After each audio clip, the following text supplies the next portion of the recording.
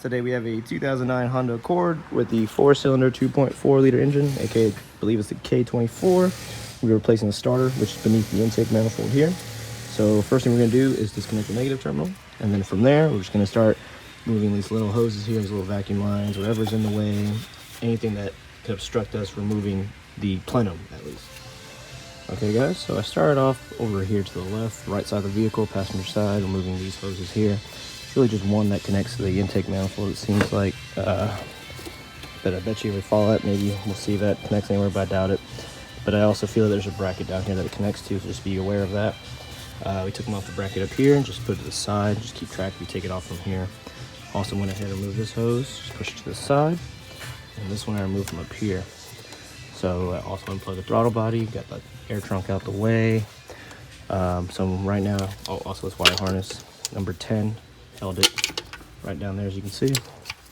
Just unplugged that, just threw it up here. You can see the other wire down there. So my plan now is just to eventually I'm gonna pick it up and swing it here because of the little cooler lines here that go to the throttle body. I don't want to disconnect them, but if I have to, I will. One thing down here, if you follow, let's see if I can get a view of it.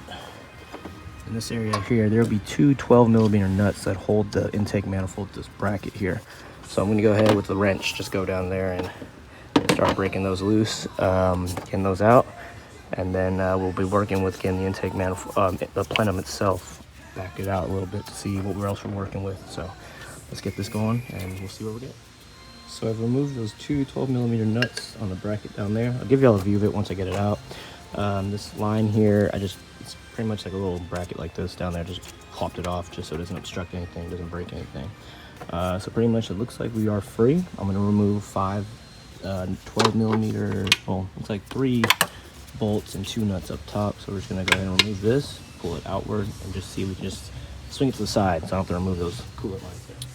So I removed everything here, but I found out there's one more 12mm bolt right below the throttle body down there. You can see my extension. So let's go ahead and remove that, and it should give us the room we need to get this out the way.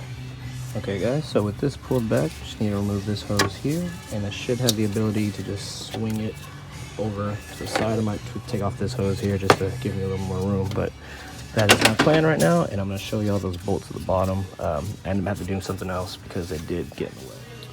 So I went ahead and just swung it to the side. Nothing really obstructing down there, nothing going to get in the way or break. So these were the 2 nuts that I took off earlier, which no matter what, I had to go down there and loosen that 12mm bolt just so I can manipulate a little more and pull it out easily. So it's probably easier just to remove that down there. I'm just gonna leave it as is now. I've already gotten this far, but I went ahead and took off the harness from here, and we're just gonna disconnect everything, including the knock sensor down here so it doesn't obstruct anything. And go ahead and start removing the starter. I believe they are, looks like maybe 17mm bolts, maybe so. Should be 2 though, one back here that it feels like a 12 or 14. So let's go ahead and just pop this off here. Remove this power cable. Normally it's a 12. Yeah, so I'm gonna go remove that and get those going, and we'll pull this right out. Okay guys, so with that power wire moved, we'll see that 14mm bolt right there. It's a long one. And then this one down here is 17, so we'll remove those 2 and get the starter out. Okay guys, the new starter's installed, everything's plugged in, knock sensor, all of that. So I'm gonna go ahead and swing this back down, making sure I reattach this hose, and also making sure it lines up down here for me to line everything up, and then we'll get ready to torque down the intake or the plenum, sorry. Okay guys, so the plenum's installed here. Only thing I did was set the bolts and nuts in, put this hose in right here, I believe it's like a purge valve or something.